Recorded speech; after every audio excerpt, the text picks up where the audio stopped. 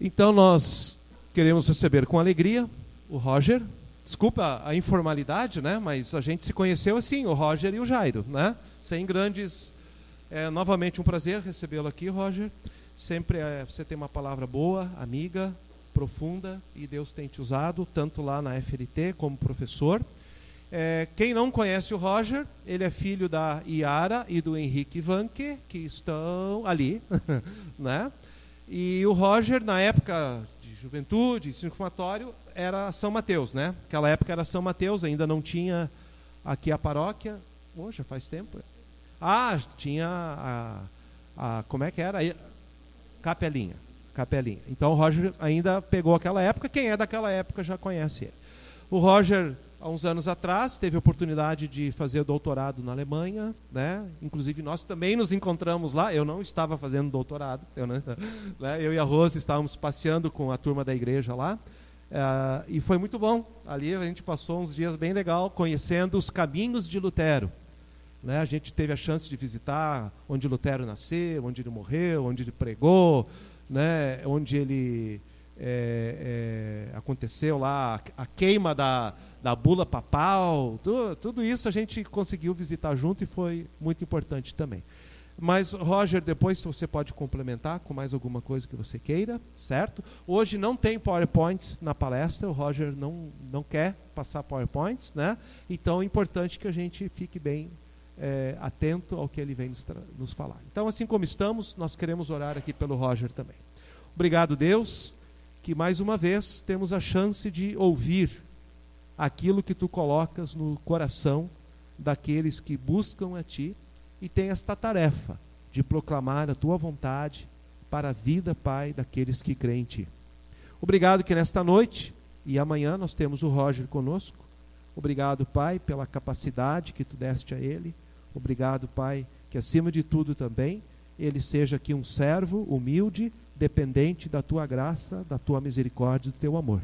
Porque é assim que nós somos fortes, quando, Pai, deixamos espaço para tu cresceres em nossas vidas. E é assim que o Roger tem feito, e é assim que queremos recebê-lo aqui entre nós, como um grande irmão, um querido amigo, que também, Pai, fez parte da história inicial desta paróquia. Que tu assim, Pai, o abençoe, o inspire pela ação do teu Santo Espírito. Em nome de Jesus. Amém. Vamos só ver se está tudo funcionando aqui, né? Vamos ver? Fala um pouquinho aí. Boa noite. Caiu. Sim. Isso aqui, a tua gravata é muito lisa. Acho que eu vou pôr aqui. Pode ser. Obrigado, Jair.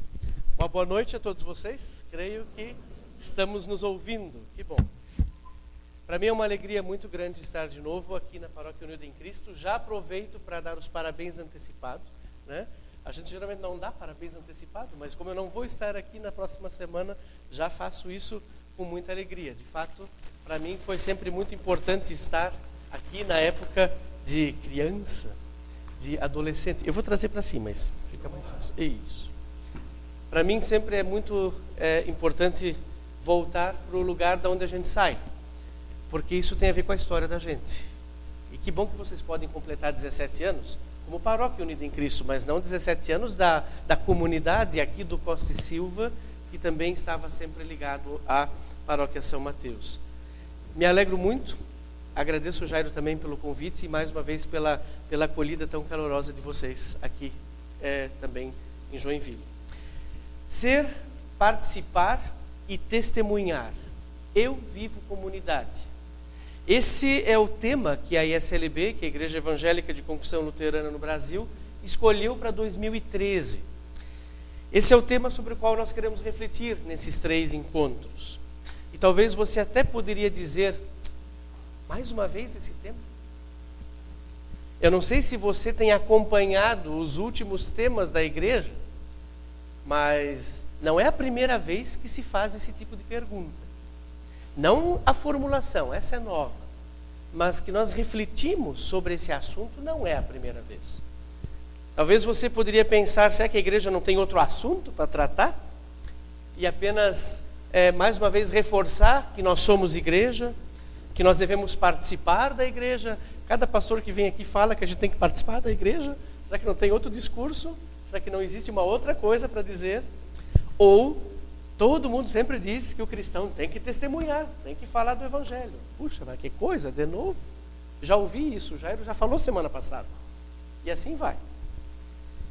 Ou talvez você diga, mas que falta de criatividade, com tantos temas quentes na mídia, com tantas coisas explodindo de um lado para o outro, com tanto tema interessante para discutir, vamos discutir exatamente aquilo que nós já sabemos. Eu preciso dizer que se você está pensando isso, por um lado você tem razão. Por um lado.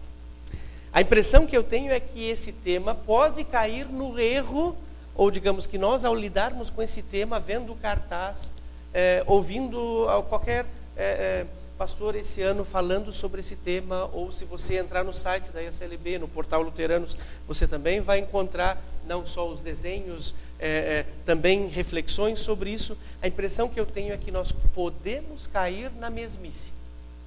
Que nós podemos achar que já sabemos, porque sempre de novo falamos sobre o ser comunidade, sobre participar na comunidade e sobre testemunhar na comunidade. Mas eu não quero aqui fazer nenhum julgamento. Por isso, por outro lado, eu também preciso dizer para vocês, para mim, que esse tema, por mais batido que possa ser, ele sempre vai voltar naquilo que é a essência. Ele sempre vai fazer você e eu questionar, nesses 2 dias, e também ao longo desse ano, aquilo que é o fundamento do porquê nós estamos aqui. O fundamento do porquê que nós, afinal de contas, nos chamamos cristãos. Eu nem vou colocar o adjetivo luterano. Luterano faz parte da nossa confessionalidade, mas antes de sermos luteranos, somos cristãos. Somos de Cristo. E por isso é sempre importante e necessário a gente refletir sobre a nossa identidade como cristãos, como comunidade. É sempre muito importante e nunca antes. Eu penso que refletir sobre participação na vida da igreja hoje, em 2013, é quase que uma necessidade básica da igreja. Já vou explicar por quê. Falar hoje sobre testemunho, isso por um lado é batido, por outro lado parece que é a coisa mais nova que tem, porque nós temos gente nova na igreja que nunca ouviu falar da importância de testemunhar do Evangelho. Eu não sei se você já ouviu falar do Dietrich Bonhoeffer. Ele foi um pastor na Alemanha que morreu vítima do nazismo, e ele naquela vez, em 1939, 1940, por ali, ele disse: a nossa época é cheia de experiências, mas pobre em fé. Em 1940, alguém dizer: a nossa época é cheia de experiências e pobre em fé. Parece que essa frase saiu na rádio agora, aqui na Rádio de Joinville. De tão atual que é. Por isso, porque vivemos marcados por experiências. O que vale é o que eu experimento, seja na ciência, no laboratório, seja com Deus. Agora, a fé, isso está em segundo lugar. Se eu experimento, então eu creio. Se eu não experimento, a minha fé não tem fundamento. E por isso é importante a gente refletir sobre o que significa ser comunidade, o que significa participar da vida da comunidade e o que significa testemunhar do Evangelho. Sabemos mesmo o que significa ser igreja? Vivemos como igreja? Eu disse que esses temas eles são formulados diferentes, mas nós já questionamos, já ouvimos coisas parecidas. Eu vou fazer vocês lembrar de um deles. Em 1995, o tema da ISLB foi: somos igreja, que igreja somos? Vocês lembram desse tema? Eu lembro porque foi meu último ano de estudante de teologia e eu estava feliz da vida que eu ia fazer o PPHM, que é o período prático de habilitação ao pastorado, e que eu poderia trabalhar esse tema junto lá na comunidade de Jaraguá, no centro onde eu fui fazer esse período.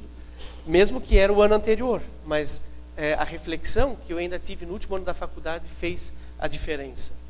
Somos igreja, que igreja somos? Será que nós já conseguimos responder essa pergunta de quase 20 anos atrás?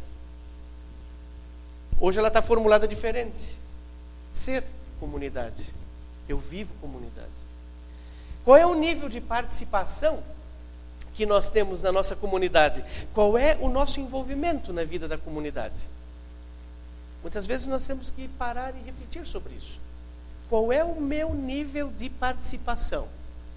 É uma participação ativa? Ela é uma participação passiva? Eu não quero dar aula de português hoje de noite, mas vocês sabem que os verbos têm a voz ativa, a voz passiva e a reflexiva. Reflexiva é eu faço e sofro a ação. Qual é o grau de participação nossa na comunidade? Ela é meramente ativa? Se for só ativa, então eu só estou fazendo as coisas para Deus, mas eu não deixo Deus fazer nada por mim. Se ela é passiva, eu só quero receber as coisas, mas eu não estou a fim de ajudar ninguém com aquilo que eu aprendi. A participação do cristão na comunidade, ela é como o verbo na voz reflexiva. Eu sofro a ação de Deus, Deus fala comigo e eu vou falar dele para as pessoas. Deus age na minha vida e eu vou ser instrumento dele para agir na vida de outros. O português também nos ajuda na vida de fé. Ou seja, a voz reflexiva deveria ser o nível de participação nossa. Mas como é que é isso? Se nós fôssemos avaliados pelo Imetro, pela qualidade do nosso testemunho, qual seria o resultado? É óbvio que o Imetro não está preocupado em avaliar o nosso testemunho, mas se ele fosse, qual é a nota que ele daria? Isso é uma pergunta meio forte, porque nós não podemos avaliar testemunho com estatísticas. Eu faço essa pergunta mais retórica do que esperando de você e de mim uma resposta. Fato é que quando você testemunha do Evangelho, você não consegue medir os resultados. Por isso o Imetro não entra aqui nessa qualidade. Mas se fôssemos medir, que proporção seria o nosso testemunho? Temos testemunhado. Testemunhar, nós vamos ver isso amanhã de noite, não tem a ver tanto com o que eu falo, mas com aquilo que eu vivo. O testemunho do cristão, ele fala mais alto pelas suas ações do que pelas suas falas. Por isso é difícil medir, porque todo dia você é cristão. A gente não está cristão. A gente é cristão com aquilo que a gente vive, como a gente vive. Para refletirmos sobre esse tema e para fortalecer o nosso ser comunidade, nossa participação na comunidade, o nosso testemunho, eu gostaria de trabalhar com vocês um texto que eu acho fabuloso na Bíblia. Já de cara eu preciso dizer que não é um dos textos que a IACLB escolheu para trabalhar esse tema. É um outro texto e nós vamos trabalhar o mesmo texto hoje de noite, amanhã de manhã e amanhã de noite. Vocês podem dizer, mas que coisa? Eu pensei que eu ia vir escutar 3 palestras diferentes para escutar a mesma 3 vezes. Não, é só o mesmo texto.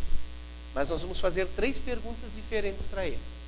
E eu quero convidar você a abrir o texto de Atos capítulo 16. Atos dos Apóstolos, capítulo 16, os versículos 6 a 15. Amanhã nós vamos falar de Atos 16, 6 a 15, e de noite nós também vamos falar de Atos 16, 6 a 15, mas numa ênfase diferente cada vez. Atos dos Apóstolos 16. Falei 13? Não, desculpa, é Atos 16. Atos 16, 6 a 15.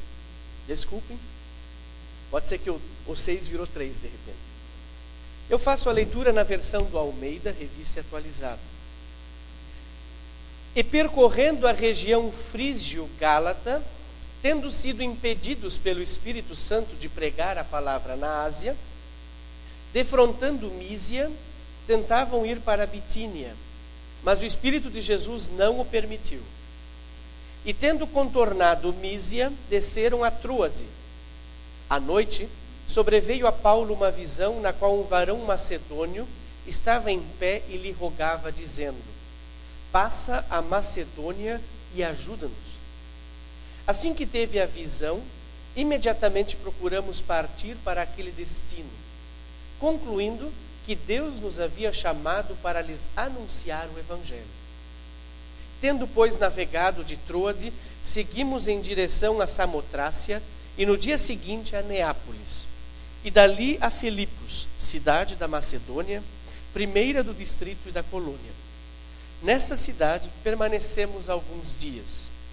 No sábado saímos da cidade para junto do rio, onde nos pareceu haver um lugar de oração. E assentando-nos, falamos às mulheres que para ali tinham concorrido.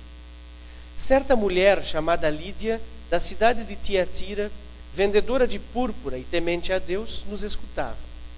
O Senhor lhe abriu o coração para atender às coisas que Paulo dizia. Depois de ser batizada, ela e toda a sua casa nos rogou, dizendo: se julgais que eu sou fiel ao Senhor, entrai em minha casa e aí ficai. E nos constrangeu a isso. Até aqui o texto bíblico. Eu disse para vocês que esse texto é fabuloso para trabalhar exatamente esse tema. Por quê? A resposta é bem clara. É um texto que mostra para você e para mim a essência, o fundamento do que significa ser igreja, do que significa viver comunidade. Se eu vivo comunidade, significa que eu sou comunidade. E o que significa ser comunidade? Hoje à noite nós queremos trabalhar exatamente essa primeira palavra das 3 que estão ali no cartaz. Ser. Eu vivo comunidade é o tema geral, mas agora ser. O que significa ser comunidade? A Bíblia fala muito a respeito. A Bíblia fala, principalmente no Novo Testamento, muita coisa sobre o que significa ser igreja. Antes de entrarmos exatamente no que diz o texto que nós lemos, eu gostaria de fazer uma espécie de revisão. Professor é uma coisa triste, né? Sempre vive fazendo prova, revisão, mas eu não vou avaliar agora o conhecimento de vocês. Eu mesmo vou responder a prova para vocês. Ou seja, o que a Bíblia fala sobre o que significa igreja? A igreja, em primeiro lugar, eu vou começar por aquilo que ela não é. A igreja não é formada, segundo o Novo Testamento, por simpatizantes. Na igreja não existe simpatizantes. Simpatizantes hoje poderiam ser pessoas que, obviamente, se aproximam da igreja, mas não necessariamente são igreja. Eles estão na igreja. Isso é uma diferença bem importante.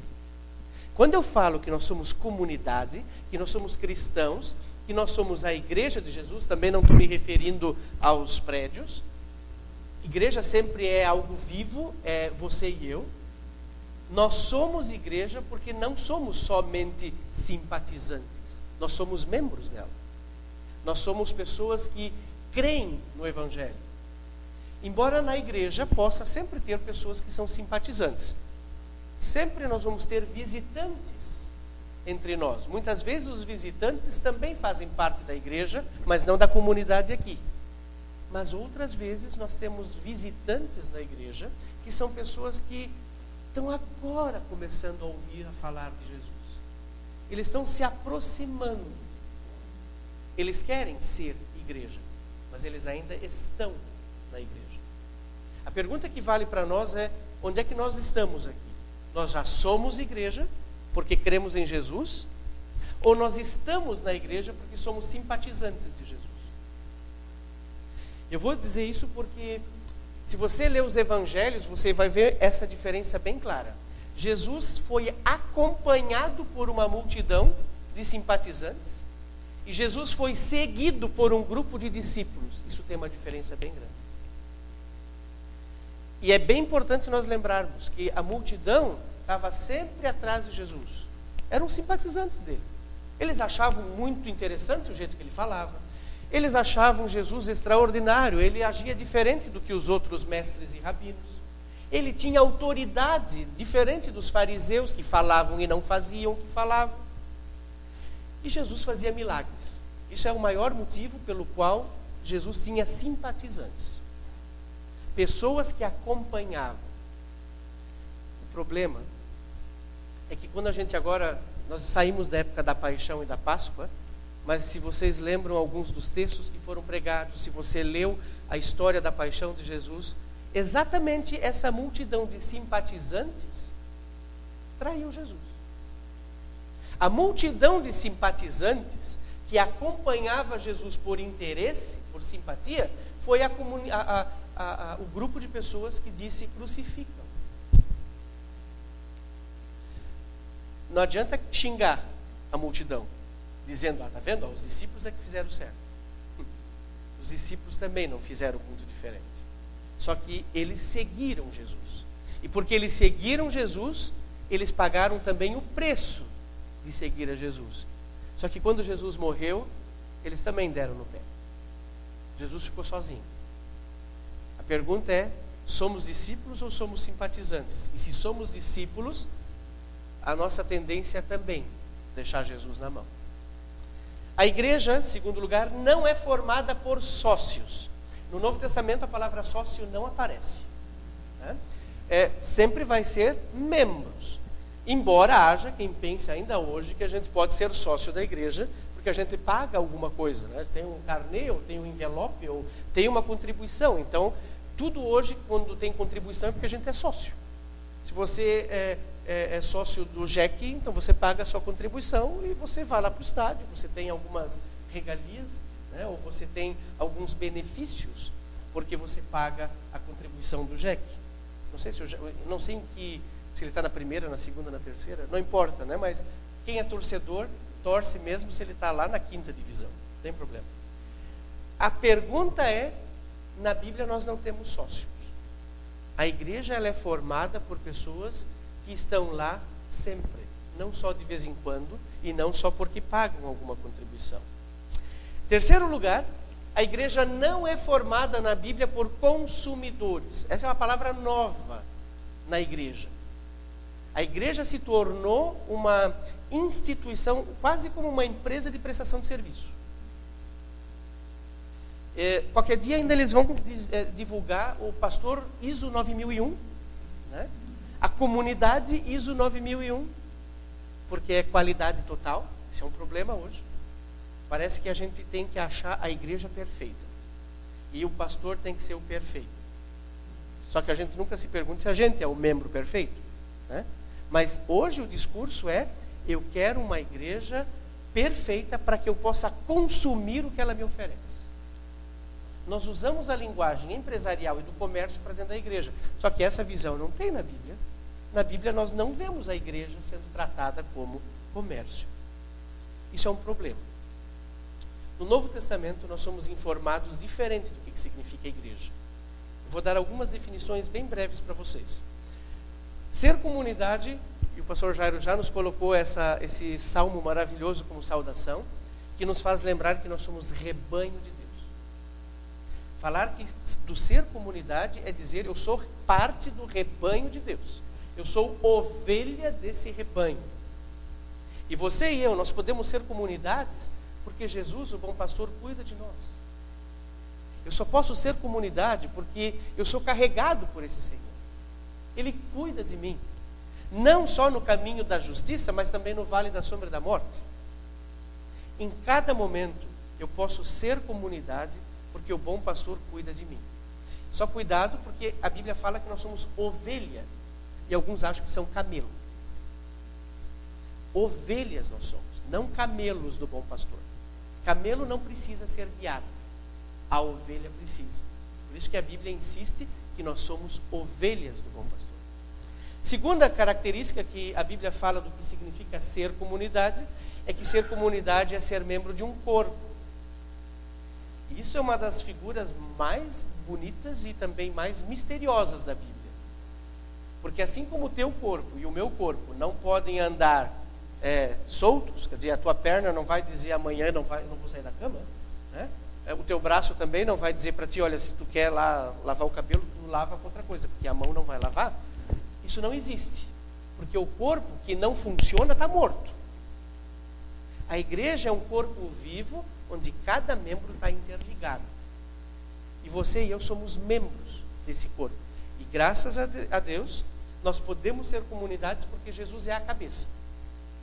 Eu não preciso ser a cabeça do corpo. Isso é um privilégio, isso é graça. Eu não preciso mandar na igreja. A igreja já tem um Senhor, ela já tem um cabeça. Eu só sou um membro. E como membro, eu sou tão importante, nós cantamos antes, foi uma música bem especial. Nós somos pessoas especiais como membros. Você é do jeito que você é, você não precisa ser diferente. Jesus usa você com suas capacidades, com os dons que Ele te deu. Paulo vai dizer isso lá em 1 Coríntios. que não existe membro do nosso corpo que é mais importante ou menos importante. Todos eles têm uma função, senão eles não estariam no corpo. Terceira questão, ser comunidade é ser pedra no edifício de Deus. Isso é uma outra figura que a Bíblia fala.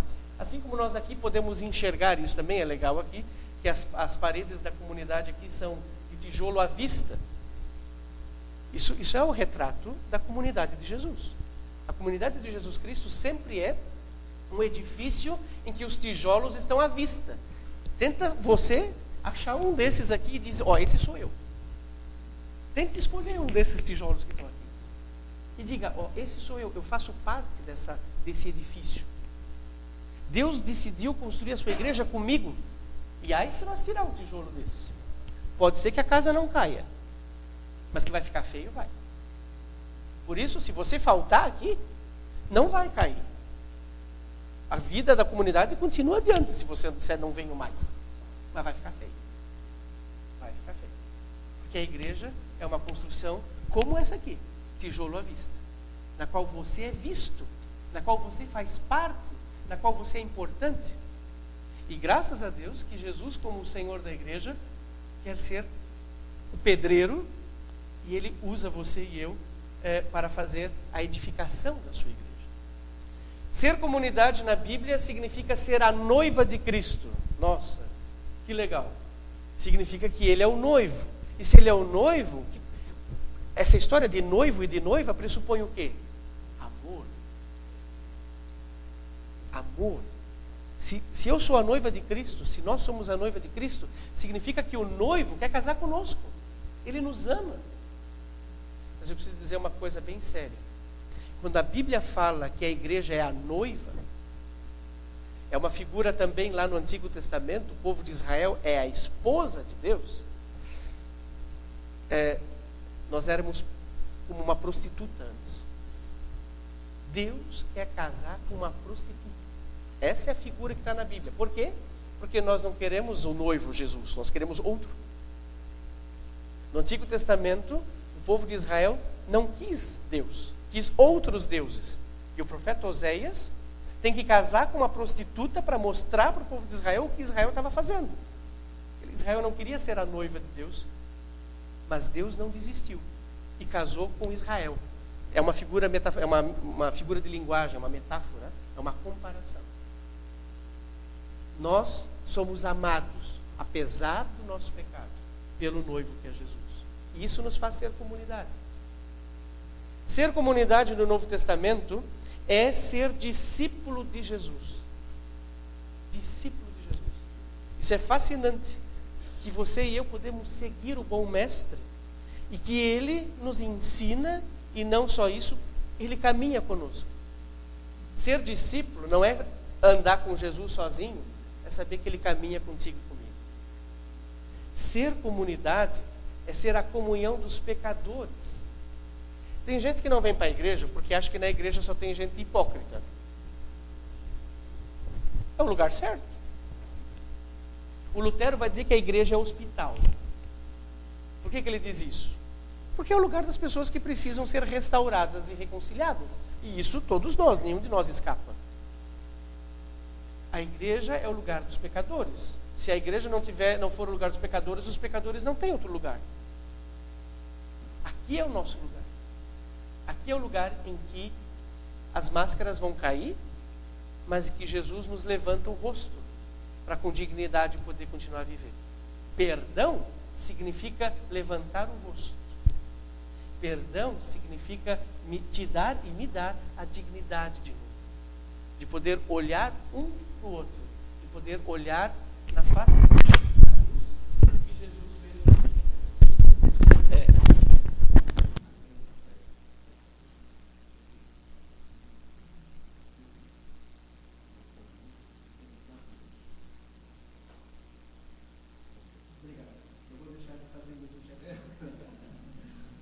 Isso, obrigado, Jairo.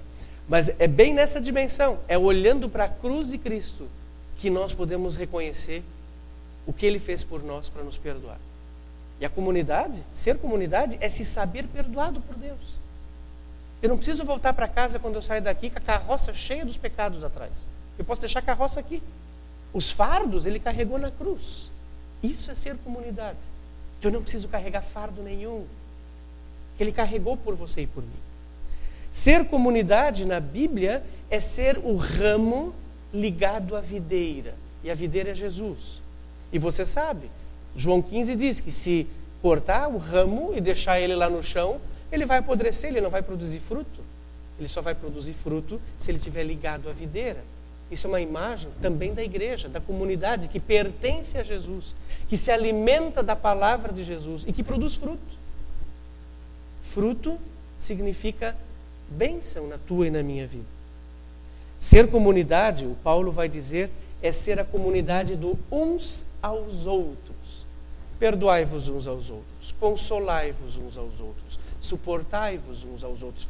Suportai-vos uns aos outros, não entendam mal. Não é aquele negócio, não aguento mais aquele cara lá, vou ter que aguentar ele até morrer. Não, suportai-vos é ser suporte, ser ombro para o outro. Suportai-vos não é tolerar, é ser suporte. Amai-vos uns aos outros, considerai uns aos outros. Tem 90 uns aos outros no Novo Testamento, só nas cartas de Paulo, 90. Eu podia ficar aqui falando dos 90, mas daí nós vamos até meia-noite. Pegue uma chave bíblica e procure uns aos outros. Você fica maravilhado. Isso tudo é o retrato na Bíblia do que significa ser comunidade. Que eu não preciso ser para mim mesmo, né? A igreja não é o lugar do eu e eu mesmo.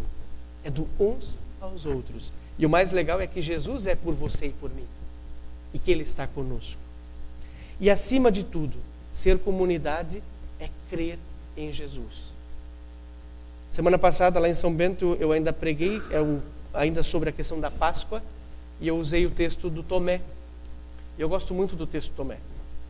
Porque se eu digo que ser comunidade é crer em Jesus, eu tenho que perceber sempre de novo e reconhecer que eu não consigo crer. Nós temos mais dúvidas do que fé. Não é assim? Nós temos muito mais dúvidas na nossa vida. Não em relação somente à própria ressurreição, mas, puxa, eu ouço que Deus está comigo, mas lá no dia a dia parece que Ele não está.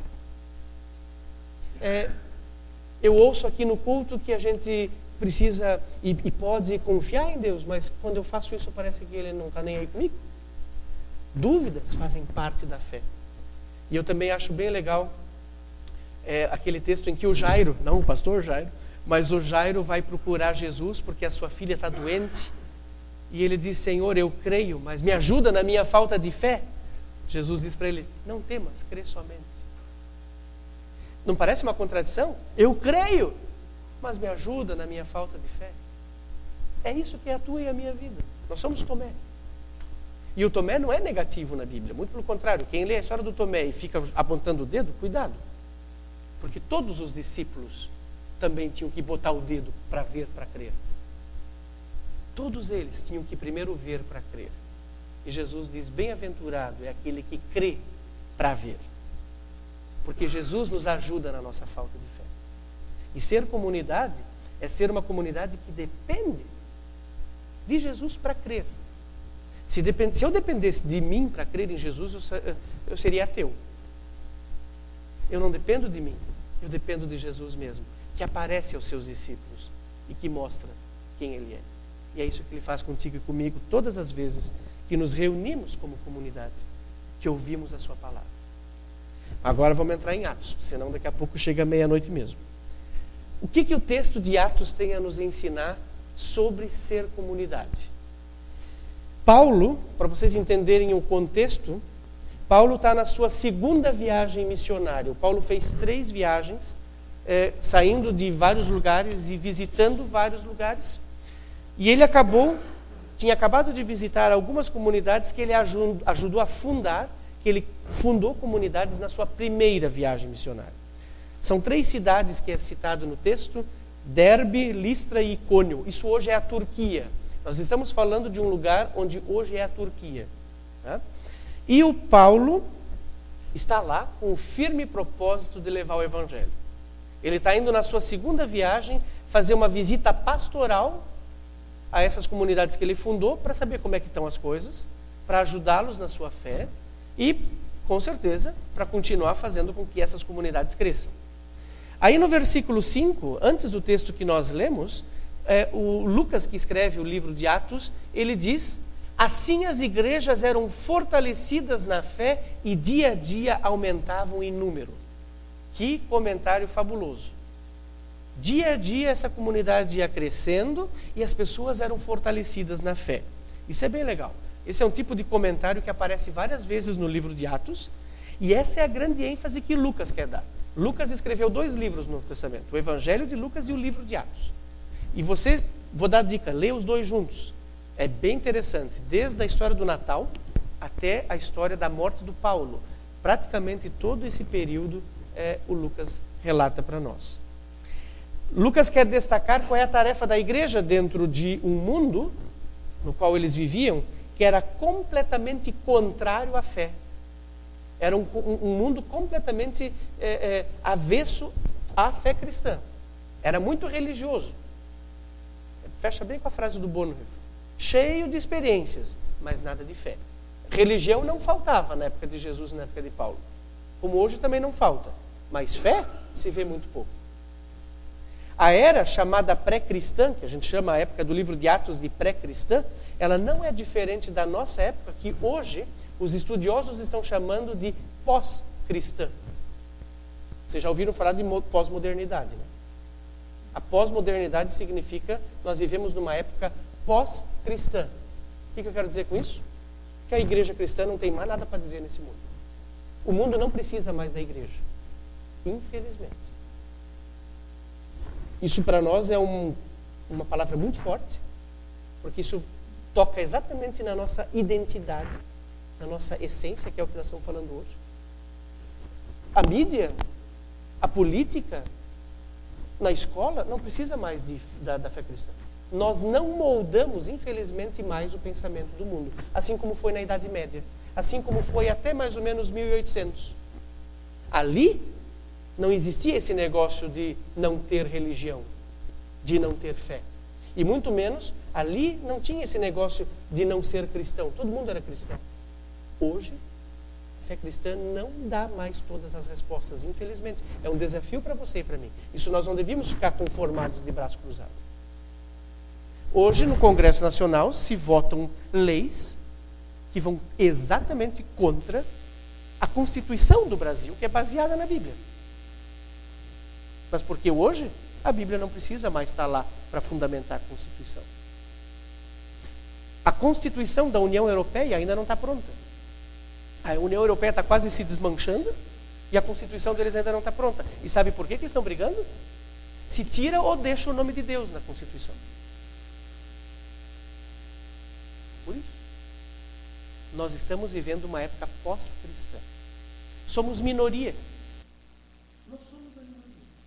E por isso que é relevante você e eu pensarmos hoje de noite qual é a minha essência, qual é a identidade da igreja, o que significa ser cristão, ser comunidade. E eu quero motivar você, porque esse mundo não está perdido não, o mundo continua sendo de Deus. Deus continua estando no controle de todas as coisas, mesmo se nós somos a minoria. Mas essa época que vivemos hoje não é diferente da época do Paulo, é bem igualzinho. Nesse contexto, Lucas quer, num primeiro momento, colocar de forma bem clara para o Teófilo, para quem ele escreve o livro, um amigo dele, informações a respeito de Jesus e a respeito da igreja. Lucas quer ensinar como é que a gente pode apresentar a mensagem de um homem que foi condenado à morte na cruz pelos romanos para pessoas que vivem no Império Romano. Hoje nós não vivemos mais no Império Romano, mas muitas das coisas da nossa cultura ainda vêm do Império Romano. Lucas quer encorajar os cristãos que eram na época chamados de os do caminho para o testemunho. Lucas quer encorajar a igreja a cumprir a sua missão num mundo que é totalmente contrário à igreja. Tudo é contra a igreja, tudo é contra a fé, tudo é contra Deus. O Jairo falou da Alemanha. Eu morei na Alemanha, numa região que hoje 70% da população é ateísta. Toda a região da Reforma onde o Lutero viveu, hoje 70% da população, a antiga Alemanha Oriental é a parte mais ateísta do mundo. A Alemanha. A gente olha para a Ásia e pensa que a Ásia... Não, a Ásia é religiosa demais. Lá tem mais religião do que gente. A Índia, que é o país mais populoso, é quase uma religião por pessoa lá. Não dá para chamar eles de ateu. Ateu a gente vai chamar hoje a Europa. E cuidado, nós estamos crescendo, 10% da população brasileira se diz ateísta. 10%. Esse é o mundo no qual nós estamos vivendo e somos chamados por Jesus para sermos igreja. E Lucas, com o livro de Atos, quer nos encorajar, como igreja, a cumprir a sua missão. Os cristãos aqui, eles eram a minoria, gente, eles eram perseguidos. Eles não tinham o que dizer, ninguém ouvia eles. Rapaz, vocês acreditam naquele cara que morreu na cruz? Não. Teve um cidadão, 300 anos depois de Lucas, que pintou num muro em Roma um burro crucificado. E aí uma pessoa de joelhos adorando esse burro. Ou seja, chamando todos os cristãos de burros. Nós não fazemos isso. Nós sabemos que aquele que morreu na cruz não é burro. E nós não somos burros porque seguimos a Jesus. O Paulo vai dizer que isso é a loucura, mas é a loucura que nos traz a salvação. É o mistério e o ministério da reconciliação. Sem esse que está morto na cruz, você e eu não temos vida, não temos perdão. Não existe palavra de perdão fora da fé cristã. Não existe. Pode procurar em qualquer religião. Você não vai usar, você não vai escutar a palavra perdão. Você não vai ouvir a palavra reconciliação. Você só vai ouvir, tem que fazer isso, tem que fazer isso. Senão tu não está salvo, senão tu não vai para o céu. É só na fé cristã que você tem um Deus que morreu por ti e por mim. É só na fé cristã que você tem um Deus que carregou os nossos fardos e que nos dá vida eterna e que venceu.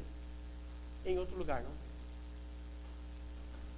O que significa ser comunidade a partir desse texto? Lucas vai destacar 3 coisas. Primeiro, ser comunidade é se deixar guiar pelo Espírito de Deus.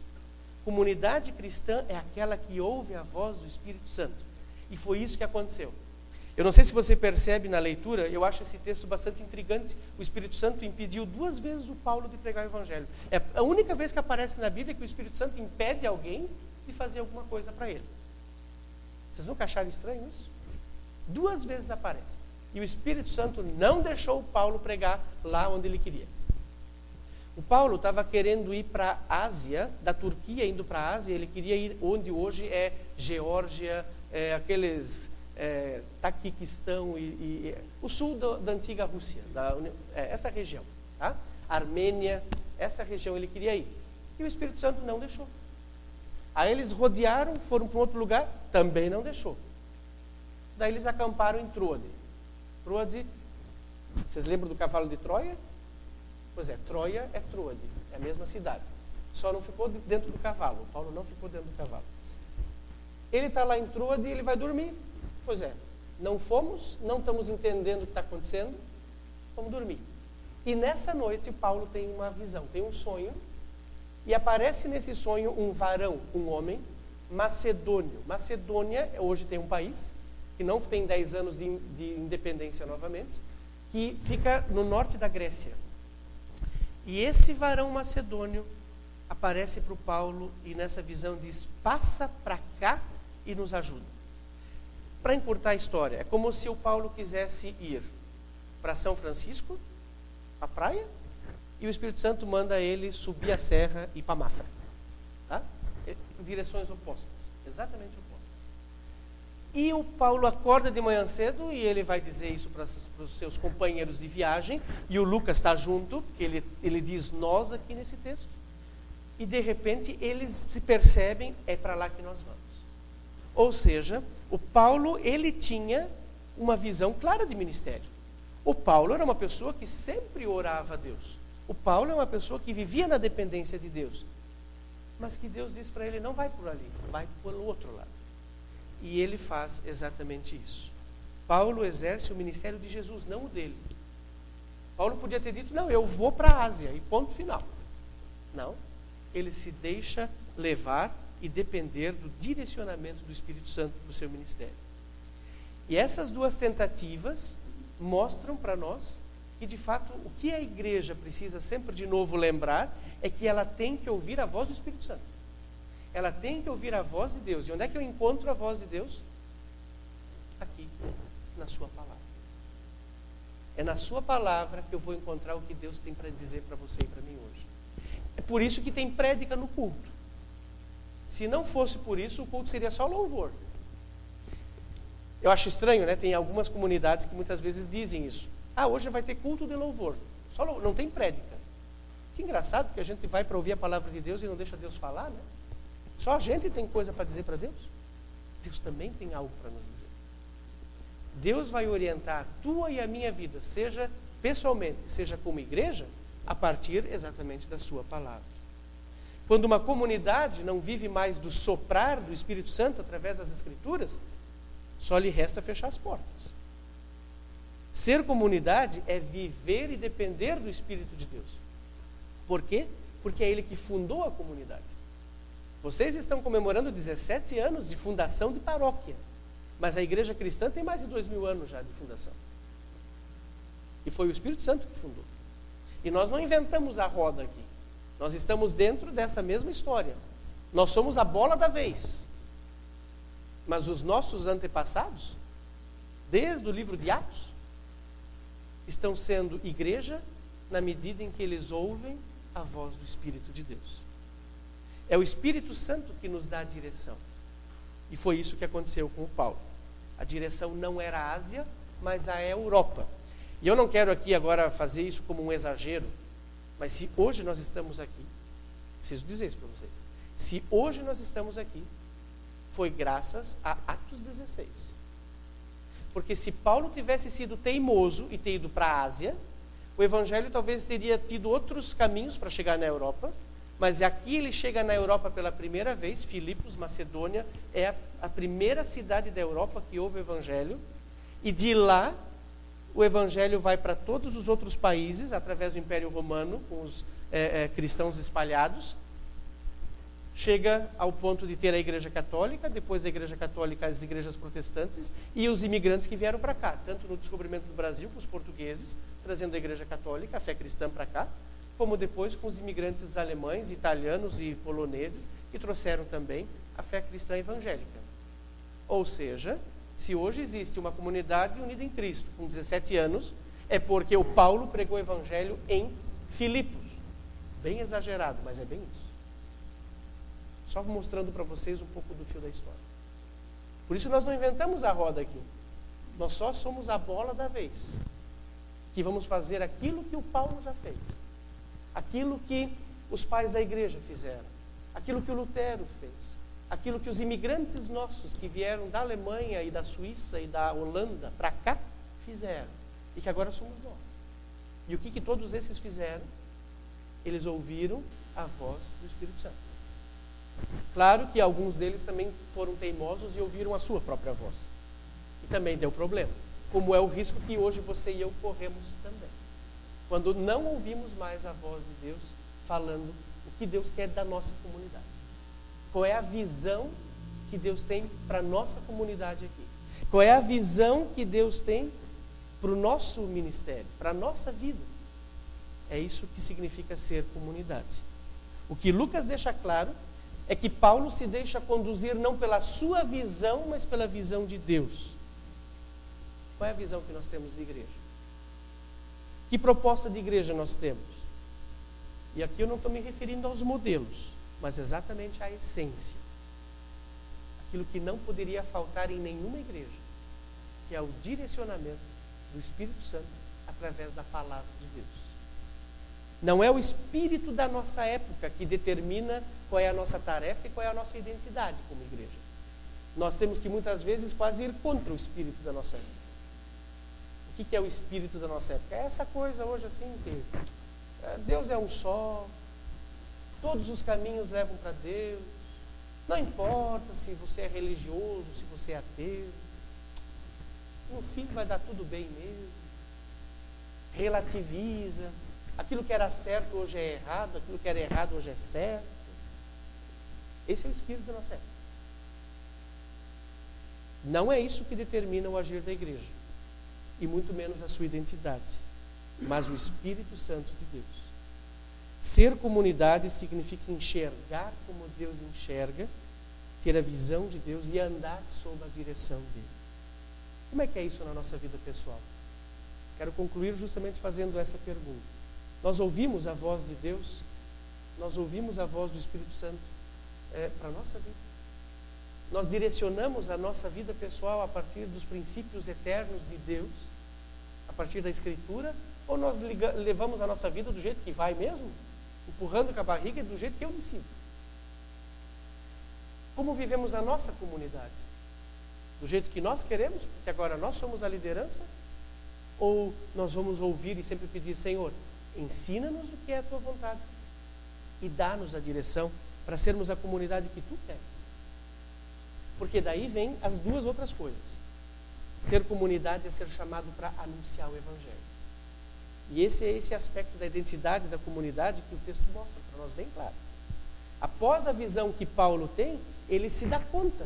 O texto ali diz no versículo 10, assim que teve a visão, imediatamente procuramos partir para aquele destino, concluindo que Deus nos havia chamado para lhes anunciar o Evangelho. O Paulo queria anunciar igual o Evangelho na Ásia, mas agora anunciar o Evangelho em outro lugar. Essa continua sendo a essência da igreja, da tua e da minha tarefa. Mesmo que nós vamos falar sobre isso só amanhã de noite, que é a questão do testemunho, o testemunho já faz parte do ser da igreja. Não existe igreja que não testemunha. Não existe igreja que não anuncia o Evangelho. Ela deixa de ser igreja. Assim como não existe cristão que não testemunha do Evangelho, ele deixa de ser cristão. Ele não precisa falar, ele não precisa vir no púlpito e pregar. É viver. Viver na presença de Deus. É anunciar esse poder de Deus para a salvação de todo aquele que crê. E você experimentou isso. E você vai querer que outros experimentem também. E a última coisa é que ser comunidade significa ser fiel ao Senhor. Paulo aqui justamente mostra que ele é fiel. E amanhã nós vamos ver a fidelidade da Lídia. Lídia foi a pessoa que foi alcançada nessa ida para a Macedônia, para Filipos. E como ela se tornou alguém fiel ao Senhor. Ser cristão, ser comunidade, significa ser fiel. E ser fiel significa crer. Fidelidade tem a ver com fé. Tem a ver com obediência. Tem a ver com a certeza de que Deus está conosco e de que nós podemos confiar nesse Senhor. Hoje nós vamos terminar aqui, refletindo sobre, de fato, o que significa ser comunidade. Ser comunidade não significa ouvir qualquer vento, qualquer espírito da época, qualquer vento de doutrina que nos vem soprar nos nossos ouvidos e querem nos agarrar.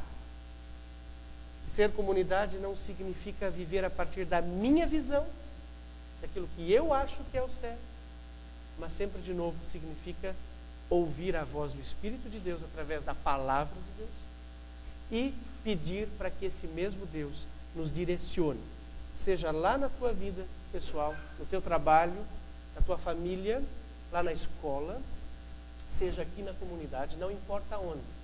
Nós somos ovelhas. E ovelhas não vivem sozinhas. E ovelhas não têm senso de direção nenhum. Elas, se não têm um pastor, elas se perdem. E por isso nós precisamos da direção do Espírito Santo. Por isso Jesus é o bom pastor que nos ajuda a sermos a igreja que Ele quer. Ajuda a ser a comunidade que Ele quer. Uma comunidade viva. Eu achei bem interessante eles, viva a comunidade viva. É bem isso. E sabe por que vocês aqui podem ser uma comunidade viva? Porque Cristo vive. Porque Ele não está morto. E Ele chamou você para também ser vivo. Para também viver na presença dEle. Vamos baixar nossas cabeças e ter uma palavra de oração. Senhor Deus e Pai, nós te louvamos e te agradecemos. que Tu és um Deus vivo e verdadeiro. E que tanto lá na época de Paulo, como na época de tantas outras pessoas, como nós hoje, Tu vens ao nosso encontro porque Tu queres ser esse Senhor vivo entre nós. E porque Tu queres nos orientar, Tu queres soprar o Teu Espírito através da Tua palavra, para que nós possamos ser orientados por Ti. E dessa forma sermos comunidade. Ajuda-nos, ó Deus, a sermos comunidade, a sermos cristãos, não a partir de nós mesmos, não a partir da nossa visão e não a partir daquilo que o espírito deste mundo e o espírito da época nos dizem, mas a partir da Tua palavra. Fortalece, Senhor, ajuda-nos, porque nós queremos crer, mas não conseguimos. Ajuda-nos, Senhor, queremos ser fiéis, mas não conseguimos. Só Tu nos consegues colocar no caminho. Só Tu estás ao nosso lado e só Tu podes nos orientar.